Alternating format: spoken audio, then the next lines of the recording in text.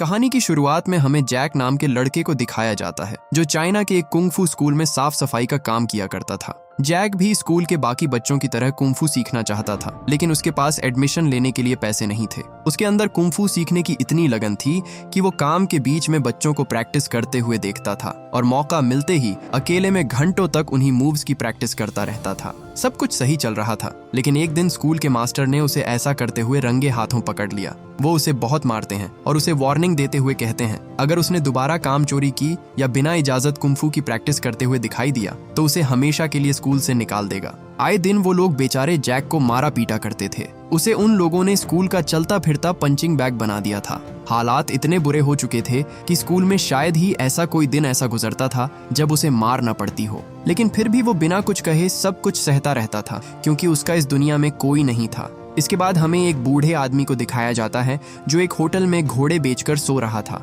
उसकी आंख लगी ही थी कि तभी कुछ मच्छर उसे परेशान करने लगते हैं। इस सुस्त दिखने वाले आदमी में चीते जैसी फुर्ती थी। वो बिजली की रफ्तार से हर एक मच्छर को पकड़ लेता है। वो दोबारा सोने ही वाला था कि तभी वहाँ कुछ और लोग आ जाते हैं क्योंकि इस बूढ़े आदमी ने पिछले 1 महीने से यहाँ का किराया नहीं भरा था। बूढ़ा आदमी उन्हें गारंटी देता है कि उन्हें उनका किराया मिल जाएगा, पर वो लोग उसके साथ जबरदस्ती करने लगते हैं। उनमें से एक को वहाँ एक टोकरी पड़ी हुई मिली। उसे लगा कि बुढ़े ने इसके अंदर पैसे छुपा रखे हैं, पर जैसे ही उसने उसे खोला उसमें से एक सांप निकलकर उसे काट लेता है। मौका पाते ही वो बुढ़ा वहाँ से 9-2-11 होने की सोचता है, लेकिन होटल के लोगों ने उसे घेर लिया। आज वो उसके हाथ पैर तोड़कर उससे पैसे वसूलने वाले थे। सबने मिलकर उस निहत्थे आदमी पर लाठी डंडों से हमला किया, पर उसे मार पाना इतना भी आसान नहीं था। वो बूढ़ा आदमी वहाँ से भागने की पूरी कोशिश करता है, लेकिन जल्द ही और लोगों ने उसे घेर लिया। उन्हें लगा कि ये मामूली बुढ़ा ज्यादा से ज्यादा क्या कर लेगा, पर उन्होंने उसे कमजोर समझकर बहुत बड़ी गलती कर दी थी। वो बूढ़ा आदमी सिर्फ 2 चॉपस्टिक से उनके हर एक वार को टैकल कर ले रहा था, जैसे कि बहुत बड़ा कुंग-फू मास्टर हो। वो सिर्फ एक कटोरी और चॉपस्टिक से उन सबकी बुरी हालत कर देता है। एक आदमी ने पीछे से उस पर हमला करने की सोची, लेकिन वो बूढ़ा आदमी उसकी नाक में चॉपस्टिक डाल देता है। इसके बाद वो मुंह में अपने जूते डालकर उसके दांत तोड़ देता है। उनके चाकुओं का सामना करने के लिए उसकी चॉपस्टिक ही काफी थी। उन सबको सबक सिखाने के बाद जब वो भाग रहा था, तभी गेट पर एक आदमी उससे टकराया जो इस जगह का मालिक था। उसे वो बुढ़ा कुछ जाना पहचाना लगा, पर सब इतनी जल्दी में हुआ कि उसे पहचानने का मौका ही नहीं मिला। उधर हम जैक को देखते हैं जो रोजमर्रा की तरह स्कूल की साफ सफाई कर रहा था। वो रगड़ रगड़ कर फर्श धो ही रहा था कि तभी उसने देखा कि मास्टर की आंख लग गई है। उसे लगा ये अच्छा मौका है, जिसके बाद वो उन बच्चों से कुंग-फू सीखने लगता है। पर जल्द ही मास्टर की नींद खुल गई। वो चाय पीने ही वाला था कि तभी उसकी नजर जैक पर पड़ी जो कुंग-फू की प्रैक्टिस कर रहा था। उसे ऐसा करते देख मास्टर को बहुत गुस्सा आता है। वो जैक के पास आया और उसके पिछवाड़े पर इतनी जोर की लात मारी कि वो नीचे गिर पड़ा। उसे देखते ही जैक जल्दी से गीला पोछा बाहर निकालता है, पर इस दौरान उसने मास्टर ली के महंगे जूते भिगो दिए। ली समझ गया कि ये ऐसे नहीं सुधरने वाला, जिसके बाद उसने उसे ऐसा सबक सिखाने का फैसला किया जिसे वो जिंदगी भर याद रखे। ली ने अपने जूतों में ढेर सारा चॉक पाउडर लगा लिया और जहाँ जहाँ जैक ने पोछा लगाया था वो उसे फिर से गंदा करने लगा। उसे ऐसा करते देख जैक उसे रोकने की कोशिश करता है, पर ली चल चलकर पूरे स्कूल को गंदा कर देता है। इस तरह कुछ ही मिनटों में उसकी घंटों की मेहनत पर पानी फिर जाता है। ली बोला, अगर दोबारा से काम चोरी की तो तुझे इससे डबल काम दूंगा और तेरे इस महीने की सैलरी भी काट लूंगा। इसके बाद वो बच्चों को कुंग-फू सिखाने चला जाता है। आज वो अपने स्टूडेंट्स को खतरनाक ड्रैगन स्टाइल कुंग-फू सिखाने वाला था, जिससे वो एक साथ 10 लोगों को मार सकते थे। पर उससे पहले वो उन सबको फीस भरने को कहता है। जब वो दूसरे टीचर के साथ उन्हें ड्रैगन स्टाइल के कुछ मूव्स सिखा रहा था, तभी दूसरे टीचर ने ड्रैगन स्टाइल दिखाते दिखाते ली की ही धुनाई कर दी, जिससे वहाँ खड़े सभी स्टूडेंट्स ली पर हंसने लगते हैं। ली अपनी इज्जत बचाने के लिए जैक को बुलाता है। अब वो जैक पर अपने मूव्स ट्राई करने वाला था। जैक अब और उससे मार नहीं खाना चाहता था, इसलिए जैसे ही उसने पहला वार किया, जैक ने उसे बड़ी आसानी से रोक लिया। पर उसने अपना पेट तो कवर किया ही नहीं था, जिसके बाद ली उसके पेट पर मारकर उसे बुरी तरह घायल कर देता है। इसके बाद उसने उस पर और मूव्स ट्राई किए। साफ दिख रहा था कि वो सिखा कम और मार ज्यादा रहा था, पर कोई भी इसका विरोध नहीं करता और वो जैक को इसी तरह पिटने देते हैं। बेचारे जैक को बहुत चोट आई थी, जिसके बाद वो स्कूल के बैकयार्ड में आकर अपना मुंह धोने लगता है। जल्द ही वहां उसका दोस्त चिन आया, जो देखता है कि उन लोगों ने आज फिर बेचारे जैक को पंचिंग बैग बनाया था। वो उसे उसके जख्मों पर दवाई लगाने को कहता है, पर जैक इतने गुस्से में था कि वो रोते हुए वहां से भाग जाता है। इसी बीच हम उस बुढ़े को देखते हैं जो एक कुंग-फू स्कूल के बाहर आकर आराम से बैठ जाता है। जल्द ही स्कूल में शहर का मजिस्ट्रेट आया, जो अपने मोटे बेटे के लिए एक अच्छा कुंफू टीचर ढूंढ रहा था। वो चाहता था कि उसका बेटा सबसे बेस्ट कुंफू स्कूल में सीखे, जिसके लिए वो कितने भी पैसे खर्चने को तैयार था। स्कूल का मालिक उसे अपने स्कूल में एडमिशन दिलवाने के लिए लंबी लंबी डींगे हाँकता है और उसके सांड जैसे बेटे की जमकर तारीफ करता है, ताकि मजिस्ट्रेट से मोटी फीस ऐंठ सके। वो उसे अपने सबसे बेस्ट फाइटर से इंट्रोड्यूस करवाता है, जो सच में बहुत ताकतवर था। पर उस मोटे लड़के को इम्प्रेस करना इतना आसान नहीं था। वो कहता है, मैंने लोगों को अपने हाथों से ईंटें तोड़ते हुए देखा है, क्या तुम्हारा फाइटर ऐसा कर सकता है? स्कूल का मालिक बोला, ईंटें तोड़ना कौन सी बड़ी बात है, ये तो हमारे स्टूडेंट्स के बाएं हाथ का खेल है। वो अपने फाइटर को उसे ईंट तोड़कर दिखाने को कहता है, पर जैसे ही वो ईंट तोड़ने वाला था, तभी उस मोटे लड़के ने उसे रोक लिया। वो उस ईंट के ऊपर 2 ईंटें और रख देता है और फिर उसे तोड़ने को कहता है। ये देखकर उस फाइटर के पसीने छूट गए, पर इसके बावजूद वो एक ही झटके में उन ईंटों को तोड़ देता है और तुरंत वहां से चला जाता है। वो मोटा लड़का उसकी ताकत से बहुत इम्प्रेस हुआ था, पर उसे पीछे की सच्चाई पता नहीं थी। हम उस फाइटर को देखते हैं जिसका हाथ ईंटें तोड़ने की वजह से सूजकर लाल हो गया था। अगर वो चिल्लाता तो स्कूल का बहुत नुकसान होता, इसलिए वो दर्द को घोंट कर पी जाता है। वो मोटा लड़का अपने डैड से कहता है, मैं इसी स्कूल में कुंफू सीखूंगा। स्कूल का ऑनर फाइटर को उससे मिलने के लिए बुलाता है, क्योंकि उसी की वजह से ये एडमिशन पक्का हो पाया था। फाइटर अपने सूजे हाथ को छुपाने की कोशिश करता है, पर जैसे ही उस मोटे लड़के ने उससे हाथ मिलाया, वो दर्द से चिल्ला उठा। उसके हाथ की इतनी बुरी हालत देख वो लड़का तुरंत वहां से निकल जाता है। ओनर ने उसे रोकने की कोशिश की, पर अपने बेटे की जिद के आगे मजिस्ट्रेट की भी कहां चलने वाली थी। इसी बीच ओनर की नजर उसके स्कूल के बाहर बैठे भिखारी पर पड़ी। उसे लगने लगा कि इस बुढ़े की वजह से उसके स्कूल में बैड लक आया और ये एडमिशन नहीं हुआ। उसके लोग उस बूढ़े आदमी को पकड़कर बाहर फेंकने की कोशिश करते हैं, पर वो बूढ़ा आदमी कहां इतनी आसानी से उनके हाथ लगने वाला था। वो सब मिलकर भी उसका कुछ नहीं बिगाड़ पा रहे थे। इसी बीच वहां जैक आ गया, और जब उसने देखा कि इतने सारे लोग एक अकेले बूढ़े आदमी को परेशान कर रहे हैं, तो वो उनकी मदद करने की सोचता है। जब उन्हें पता चला कि ये लड़का दूसरे स्कूल से है, तो वो उसे भी पीटने लगते हैं। उसे मार खाता देख वो बूढ़ा आदमी उसके हाथ पकड़ लेता है। जैसे ही वो फाइटर उससे लड़ने आया, उस बूढ़े आदमी ने पीछे से उसे डंडे से मारा। जैक को लगा कि ये उसने किया, पर असल में ये सब वो बूढ़ा आदमी कर रहा था। उसकी मदद से जैक बहुत कमाल की फाइट करता है और उसने उन सबको अच्छा सबक सिखाया। एक आदमी उस पर हमला करने आया, पर तभी वो उसकी पैंट नीचे गिरा देता है, और जैसे ही वो उसे उठाने के लिए नीचे झुका, वो उसके हमले से बच गया। जल्द ही वहां एक पादरी आता है और उन्हें लड़ने से मना करता है, पर वो लोग उसकी नहीं सुनते और उल्टा उसे ही पीटने लगते हैं। जैक पीछे के रास्ते से उस बूढ़े आदमी को अपने स्कूल के अंदर ले आता है। वो उसे बताता है, पहले हमारे स्कूल में बहुत स्टूडेंट्स आया करते थे, पर अब बहुत ही कम आते हैं। उसने एक बिल्ली भी पाल रखी थी, जिसके साथ वो अपना फ्री टाइम बिताया करता था। वो बूढ़ा आदमी उसे अपना नाम पाए चांग बताता है और कहता है वो एक भिखारी है। जल्द ही उसका दोस्त सब्जी मंडी से वापस लौट आया, पर जैक उसे सच नहीं बताना चाहता था, इसलिए वो उसे पाए चांग को अपना दूर का रिश्तेदार बताता है। उधर हम मजिस्ट्रेट को देखते हैं, जो अब ली के स्कूल में अपने बेटे का एडमिशन करवाने आता है। ली भी बाकियों की तरह बड़ी बड़ी डींगे हाँकता है और कहता है, हमारे स्टूडेंट्स किसी ऐरे गहरे टीचर से नहीं सीखते। कुंग-फू के मामले में हमारे स्कूल का कोई मुकाबला नहीं है। ली झूठ बोलने में एक्सपर्ट था, इसलिए वो मजिस्ट्रेट को बड़ी आसानी से कन्विंस कर लेता है, पर उस मोटे लड़के को अब भी उस पर शक था। इसके बाद ली जैक को बुलाता है, क्योंकि वो उसे अपने एक स्टूडेंट से लड़वाना चाहता था। ली जानता था कि उन दोनों का कोई मुकाबला ही नहीं है, इसलिए वो जैक को जानबूझकर ये फाइट हारने को कहता है। दोनों के बीच फाइट शुरू होती है और कहे मुताबिक जैक चुपचाप मार खाता रहता है। एक बार तो उसे बहुत गुस्सा आ जाता है और वो गलती से उस पर हाथ उठाने ही वाला था कि तभी उस दूसरे फाइटर ने उसे याद दिलाया कि अगर उसने उसे मारा तो उसे हमेशा के लिए स्कूल से निकाल दिया जाएगा। वो फाइटर जैक को तब तक मारता रहता है जब तक वो मोटा लड़का एडमिशन लेने के लिए तैयार नहीं हो गया। उसे इतना मारने के बाद ली उसे कहता है, उठो और जाके दवाई लगा लो। जैक जब वापस आया तो उसकी हालत देखकर पाए चांग को उस पर बहुत तरस आता है। उसे खुश करने के लिए वो उसके आगे एक कटोरी घुमाने लगा। वो बोला, क्या तुम मुझसे ये कटोरी छीन सकते हो? कोशिश करो, मुझे नहीं लगता तुम कर पाओगे। जैक को लगा कि ये तो कितना आसान काम है। वो उससे कटोरी वापस लेने की कोशिश करता है, पर ये इतना भी आसान नहीं था। पाए चांग उसे उस कटोरी को छूने तक नहीं दे रहा था। वो उसके शरीर से इस तरह चिपकी हुई थी जैसे कि कोई चुंबक हो। उसके लिए ये गेम आसान करने के लिए पाए चांग कटोरी को फर्श पर रख देता है, पर इस बार भी कटोरी तक पहुंचना उसके बस की बात नहीं थी। जल्द ही जैक थक गया, जिसके बाद पाए चांग उसे कटोरी वापस लौटा देता है। उसे इस खेल में बहुत मजा आया था, पर जब वो खुद ये सेम चीज करने की कोशिश करता है तो उससे वो कटोरी टूट जाती है। पूरा दिन कमर तोड़ मेहनत करके जैक बहुत थक गया था, जिसके बाद वो दोनों सो जाते हैं। देर रात पाए चांग उठा और उसने देखा कि जैक बिना कंबल के सो रहा था, इसलिए वो उसे अपना कंबल ओढ़ा देता है। अगले दिन जब जैक की आंख खुली तो उसने देखा कि पाए चांग वहां से जा चुका था। उसने उसके लिए दीवार पर कुछ नोट्स लिख रखे थे ताकि जैक अपने बचाव के लिए थोड़ा बहुत कुंग फू सीख सके।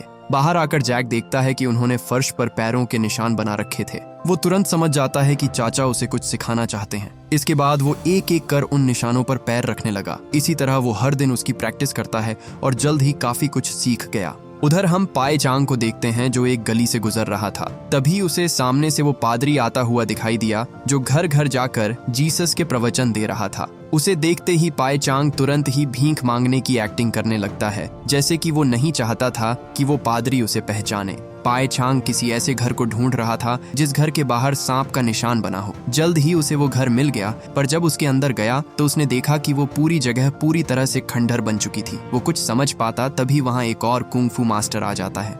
वो पूछता है, तुम किसी को ढूंढ रहे हो? पर पाए चांग एक बार फिर भिखारी बनने का नाटक करने लगता है। वो वहां से भागने ही वाला था कि तभी वो कुंग फू मास्टर उस पर हमला कर देता है। उसे पता चल गया था कि ये कोई भिखारी नहीं, जिसने स्नेक फिस्ट टेक्निक को अभी तक जिंदा रखा था। उन दोनों में जबरदस्त फाइट होती है और यहाँ हमें पाए चांग का असली कुंग फू देखने को मिलता है। उसने उसे बड़ी आसानी से हरा दिया। पाए चांग वहां से भाग ही रहा था कि तभी वो पादरी उसके रास्ते में आकर खड़ा हो गया। वो पाए चांग पर चाकू से हमला कर देता है जिससे वो बुरी तरह घायल हो गया। पता चला कि वो दोनों बहुत समय से उसे ढूंढ रहे थे ताकि उसे मारकर स्नेक फिस्ट स्टाइल को हमेशा हमेशा के लिए खत्म कर दे। हालांकि पाए चांग को मारना इतना आसान नहीं था। वो उन दोनों को चकमा देकर वहां से फरार हो जाता है। इसी बीच वो मजिस्ट्रेट देखने आता है कि उसका बेटा ठीक से कुंग फू सीख रहा है या नहीं। उसकी ताकत का नमूना दिखाने के लिए ली ने जैक को बुलाया। वो बोला, जैक चलो इस चैंपियन से लड़ो, लेकिन ध्यान रहे सिर्फ मार खाना।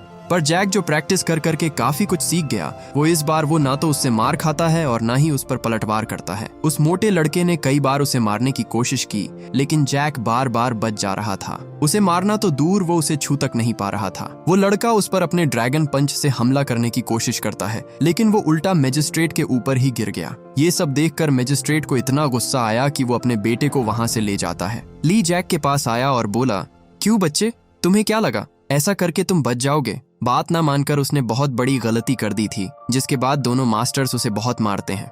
जैक गुस्से में वहां से भाग जाता है, पर वो जब झाड़ियों पर अपना गुस्सा उतार रहा था तभी उसने पाए चांग को देखा जो उन हमलावरों से बचकर भागने की कोशिश कर रहा था। उसने देखा कि उन्हें बहुत चोट आई थी, जिसके बाद जैक उसे एक सुरक्षित जगह पर ले आता है। वो जल्दी से अपने स्कूल गया और वहां से कुछ दवाइयां चोरी कर ली। वो उन दवाइयों का सूप बनाकर बूढ़े मास्टर को पिलाता है, जिससे धीरे धीरे उसकी तबीयत में सुधार आने लगा। उधर हम उन हमलावरों को देखते हैं जो पाए चांग को ढूंढने के लिए एक मीटिंग बिठाते हैं। यहाँ हम उनके लीडर वोंग को देखते हैं जो हर हाल में उसे खत्म करना चाहता था। पता चला कि वोंग ईगल कुंग फू टेक्निक का मास्टर था और वो नहीं चाहता था कि कोई भी स्नेक फिस्ट स्टाइल सीखे। ये दोनों सालों से एक दूसरे के दुश्मन रहे थे, पर वोंग ही था जिसने स्नेक फिस्ट के खिलाफ एक जंग शुरू कर दी और उसने हजारों स्टूडेंट्स को मरवा दिया। अब सिर्फ पाए चांग ही बचा था जिसके मरते ही स्नेक फिस्ट स्टाइल हमेशा हमेशा के लिए खत्म हो जाता। एक तरफ जहां ये लोग अपनी प्लानिंग कर रहे थे, वहीं दूसरी तरफ हम जैक को देखते हैं जो पूरी लगन से उस बूढ़े आदमी की देखभाल करने में लगा हुआ था। पाए चांग उसका एहसानमंद था। वो बोला, क्या तुम कुंग फू सीखना चाहते हो? ये सुनकर जैक तुरंत उसे हाँ कर देता है, क्योंकि कुंग फू सीखना उसका बचपन का सपना था। पाए चांग उसे ट्रेनिंग देने के लिए तैयार था, लेकिन उसकी कुछ शर्तें थीं। वो बोला, वादा करो कभी किसी को अपना कुंग फू नहीं दिखाओगे, सिर्फ बहुत ज्यादा जरूरत पड़ने पर ही तुम अपने हुनर का इस्तेमाल करोगे। उसकी दूसरी कंडीशन ये थी कि अगर तुम मुझे किसी से लड़ता हुआ देखो तो कभी मेरी मदद के लिए मत आना। इसके बाद पाए चांग उसे स्नेक फिस्ट स्टाइल सिखाता है, जिसमें उसे एक सांप की तरह लड़ना सीखना था। पाए चांग एक डंडे की मदद से उसके हाथों और पैरों की मूवमेंट को ठीक करता है ताकि उसमें एक लचक आए। इसके बाद वो उसके पेट पर बैठ गया और उससे तब तक कसरत करवाई जब तक वो थक कर टूट नहीं गया। हर दिन उसकी ट्रेनिंग हार्ड होती जा रही थी। पाए चांग उसके नीचे जल्दी हुई अगरबत्ती रखकर उसे अपने शरीर को अपनी उंगलियों पर बैलेंस करने को कहता है। बीच बीच में जैक चीटिंग करने की कोशिश करता है, लेकिन पाए चांग उसकी हर चाल पहले से ही भांप लेता था। धीरे धीरे जैक के शरीर में काफी सुधार होने लगा, पर अब भी उसमें वो लचीलापन नहीं आया था जो स्नेक फिस्ट स्टाइल के लिए जरूरी था। पाए चांग उसे अपने हाथ से अंडे उठाने को कहता है, पर जैक हर अंडे को फोड़ दे रहा था। इसके बाद वो उसकी कमर को लचीला बनाकर उसे एक केकड़े की तरह चलना सिखाता है। जल्द ही जैक पानी से भरी कटोरी को अपनी बॉडी पर बैलेंस करना सीख जाता है और अब वो अंडे भी बिना फोड़े टोकरी में डाल दिया करता था। जैक अब स्नेक फिस्ट स्टाइल में एक्सपर्ट हो गया था, पर उसकी ट्रेनिंग बस यही खत्म नहीं होती, उसे अभी बहुत कुछ सीखना बाकी था। एक दिन वो देखता है कि मास्टर की आंख लग गई थी। वो लात मारकर उनके स्टूल को नीचे गिरा देता है, पर इसके बावजूद भी पाए चांग का शरीर टस से मस नहीं होता, क्योंकि वो हर वक्त चौकन्ना रहता था। उधर मास्टर ली जैक को फिर से काम पर रख लेता है, क्योंकि उसे उसके जैसा सस्ता और मेहनती नौकर कहाँ मिलने वाला था। एक दिन ली ने देखा कि जैक फिर से काम चोरी कर रहा है, जिसके बाद वो उसे सबक सिखाने की सोचता है, पर जैक भी इस बार पूरी तैयारी के साथ आया था। उसने जैसे ही अपना गंदा पैर फर्श पर रखा, जैक तुरंत उसके नीचे पोंछा लगा देता है। ली गंदे पैर लेकर आगे बढ़ने लगता है, पर जैक बार बार उसके नीचे पोंछा रख दे रहा था। ली को उसकी चालाकी बिल्कुल पसंद नहीं आई, जिसके बाद वो जल्दी जल्दी पैर चलाने लगता है, पर जैक उसे फर्श पर पैर रखने ही नहीं दे रहा था। आखिर में मास्टर ली बुरी तरह से थक जाता है, पर जब वो वहां से जा रहा था तभी उसका पैर फिसला और वो धड़ाम से जमीन पर गिर गया। जल्द ही उनके स्कूल में एक फाइटर आता है, जिसने अभी अभी एक चैंपियनशिप जीती थी। वो उन्हें फाइट के लिए चैलेंज करता है। ली कहता है, तुम जैसे बच्चे के लिए हमारे स्कूल का बच्चा ही काफी है, पर वो फाइटर सिर्फ स्कूल के मास्टर से ही लड़ता था। वो समझ गया कि वो दोनों डरपोक हैं, जिसके बाद वो दोनों को एक साथ लड़ने को कहता है। उन दोनों को लगा कि वो उसे आसानी से हरा देंगे, पर वो ऐसे ही कुंफू चैंपियन नहीं बना था। वो फाइटर उन दोनों को बहुत मारता है। उसके आगे उनके सारे कुंफू मूव्स बेकार थे। उन्हें इस तरह पिटता देख जैक उनकी मदद करने की सोचता है। उसने फाइटर की टांग खींचकर उसे नीचे गिरा दिया और भीड़ में कहीं गायब हो गया। उस फाइटर को उम्मीद नहीं थी कि वो इतनी आसानी से जीत जाएगा। वो अपने हाथों का भी इस्तेमाल नहीं करता। उन्हें हराने के लिए उसके पैर ही काफी थे। मास्टर ली को तो वो घुमा घुमा कर मारता है। उसने उन दोनों को इतना मारा कि अब किसी में दोबारा उठकर उससे लड़ने की हिम्मत ही नहीं बची थी। स्टूडेंट्स को लगा कि ये फाइटर कमाल का है, जिसके बाद मास्टर ली के स्कूल के सारे स्टूडेंट्स उठकर उस फाइटर के स्कूल में चले जाते हैं। जल्द ही स्कूल का असली मालिक वापस लौट आया, पर अपने स्कूल की ये हालत देखकर उन्हें अपनी आंखों पर यकीन ही नहीं होता। उसे जैक मिला, जो अकेले स्कूल की सफाई कर रहा था। मास्टर को वापस देखकर उसकी खुशी का तो ठिकाना ही नहीं रहता, क्योंकि वो सालों बाद वापस लौटे थे। उसने उन्हें सब कुछ बता दिया, जिसके बाद मास्टर हुंग उस फाइटर से बदला लेने निकल जाता है। वो उन्हें स्कूल में जाकर उनके एक फाइटर को बड़ी आसानी से हरा देता है, पर अपने स्टूडेंट्स को वापस पाने के लिए उसका उस चैंपियन को हराना जरूरी था। वो फाइटर उसके सामने आता है, जिसके बाद उन दोनों ने लड़ना शुरू कर दिया। इस बार मुकाबला बराबरी का था। मास्टर हुंग उस फाइटर को अच्छी टक्कर देते हैं, पर उसे हराने के लिए बस इतना काफी नहीं था। जल्द ही वो मास्टर हुंग पर भारी पड़ने लगता है। उन्हें मार खाता देख जैक ने उनकी मदद करने की सोची, पर तभी उसे पाए चांग से किया हुआ अपना वादा याद आ जाता है। उन्होंने कहा था, जब तक जरूरत ना हो स्नेक फिस्ट स्टाइल मत दिखाना। इसीलिए जैक चुपचाप वहां खड़ा उन्हें देखता रहता है। इसी बीच वहां वोंग भी आ जाता है, जो छुपकर उन्हें फाइट करते देख रहा था।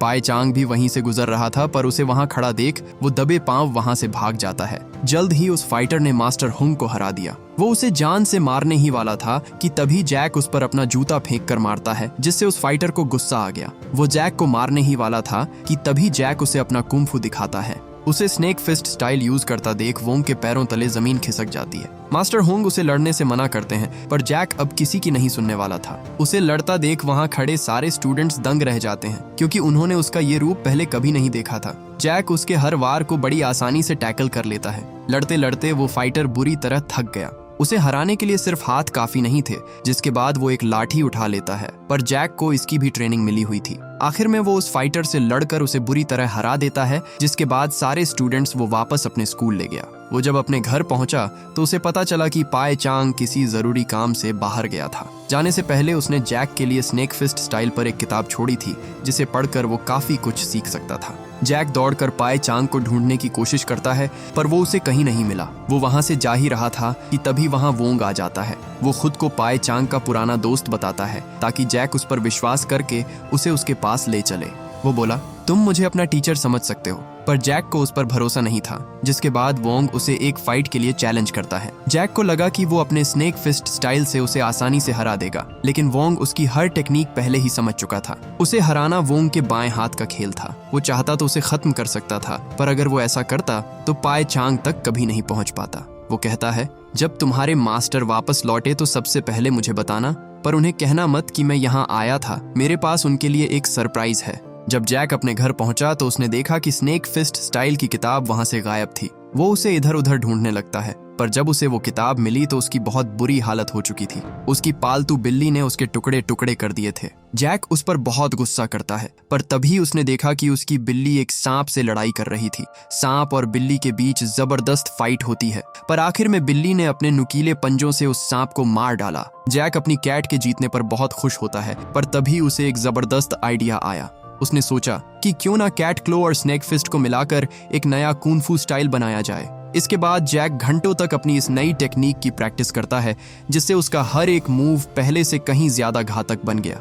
उधर पाए चांग जब अपने पते पर पहुंचा तो उसे वहां उसके स्टूडेंट की लाश लटकी हुई मिली। ईगल क्लो का एक मेंबर उस पर फिर से अटैक कर देता है, पर चांग उसके इस हमले से बच गया। अब तक वो सिर्फ भागता आया था, लेकिन अपने स्टूडेंट की बेरहमी से हत्या के बाद वो उस पर जरा भी रहम नहीं दिखाता और उसे मार डालता है। जल्द ही पाए चांग जैक के पास वापस लौट आया। हम उस बावर्ची को देखते हैं जो उनकी चाय में कुछ मिला देता है, क्योंकि वो भी ईगल्स क्लो का मेंबर था। जैक और उसके टीचर वो चाय पी लेते हैं और जैक उसे बताता है कि कोई आपसे मिलना चाहता है। वो दौड़कर वोंग के पास गया और उन्हें बताया कि मास्टर वापस लौट आए हैं। इस बार वोंग उसे नहीं छोड़ने वाला था, पर जब वो वहां पहुंचा तो उसने देखा कि वो वहां से गायब हो चुका था। दीवार पर बने निशान देखकर वो तुरंत समझ जाता है कि वो बुढ़ा दीवार फांदकर वहां से भाग गया है। वो ज्यादा दूर नहीं गया होगा ये सोचकर वोंग उसका पीछा करने लगता है। जैक भी उसके पीछे पीछे दौड़ा, लेकिन वो पादरी उस पर हमला कर देता है। जैक को पता चला कि वो कोई पादरी नहीं बल्कि एक रशियन फाइटर था। वो समझ गया कि उसके मास्टर की जान खतरे में है, इसलिए वो उसे पीछा छुड़ाकर भागने की कोशिश करता है, लेकिन वो रशियन फाइटर उसके सामने अपनी तलवार लेकर खड़ा हो गया। उन दोनों के बीच जबरदस्त फाइट होती है, लेकिन जैक अपनी नई टेक्निक से उसे बड़ी आसानी से हरा देता है। उधर वोंग भी पाए चांग को पकड़ लेता है।